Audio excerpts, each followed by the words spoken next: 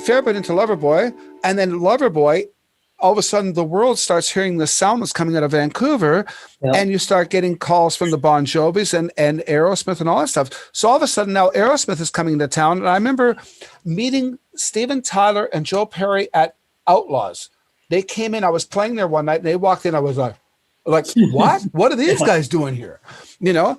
And of course, they were there to start the Permanent Vacation album. And you were such an integral part of that album. So I remember hearing a story about Steven Tyler buying Girl Guide cookies in your yard or something when you guys are writing on the back. Well, I mean, it was, that particular story, it was a beautiful summer day. I don't remember what song we were working on. It might have been Ragdoll or something from the first album from Permanent Vacation. So Steven and I were just working on lyrics. The melody and the track were pretty much done. And we went out in my backyard. There's a picnic table back there, and we were sitting there working on lyrics.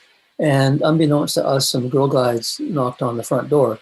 So my wife answered the door and said, just go around back. There's a couple of guys back there who'd be delighted to buy some of your cookies. And so they sent these Girl Guides back. They were like 10 years old, Yeah. And they had, of course, no idea that it was Steven Tyler. Yeah. But so when you were writing with them, I remember, was there not an instance that I read somewhere where you basically said, I think you referred to one of their earlier songs and said, do you have a song that sounds like this?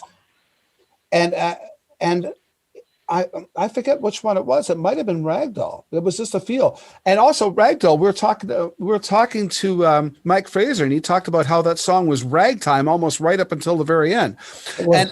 And I listened, and there's one area where there's a 2-track, you can hear Steven Tyler's old harmony vocal, and it says ragtime, but he actually sings Ragdoll over top of it. It's still on. Okay. It's still there. Okay, yeah. Mike Fraser told me to look for it. He says, yeah, if you listen to the backup, ragtime is still in there. And I listened all the way through the song, and right about 3/4 of the way, right towards the end, when it goes into the tag, Steven Tyler sings ragtime as a backup over top of him singing Ragdoll. I didn't know that. I'll have to look for it. Yeah, I know. It's funny. So it was ragtime, but I guess Kolodner said you can't have a song called Ragtime. It's going to be too suggestive. So. Yeah, that was the first song I wrote with Steven and Joe.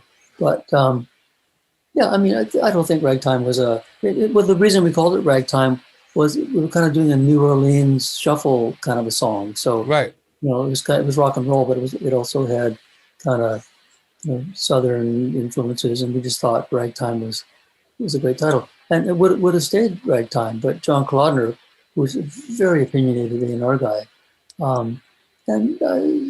sometimes he was right, and sometimes he wasn't. And I'm not sure this really matters either way, but he didn't like the title ragtime. He did, and he was like emphatic. Just sorry, if that's the title, it's not going on the record.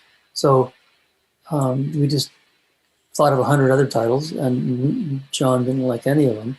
So he brought Holly Knight, another songwriter, flew up from LA.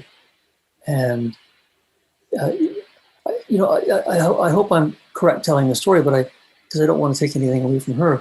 But I think she just went through our list of other titles, and there was...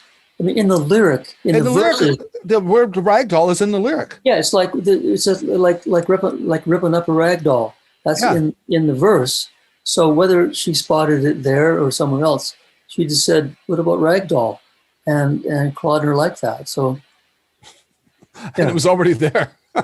Yeah. So again, not to take anything away from Holly, but that was kind of her contribution. But it got us across the finish line.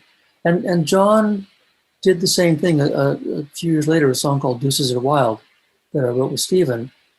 John said, I don't like the title. And Steven said, I love the title. And John said, well, change the title or it's not going on the album. And Steven didn't change the title, and it didn't go on the album. That's the power that John had. Hey, thanks for joining us. Check out our other vignettes and full episodes from a wide variety of guests for more great content. Please like, share, and subscribe, and become a member at SocialNRGPresents.com to access premium content and earn valuable energy points just for watching.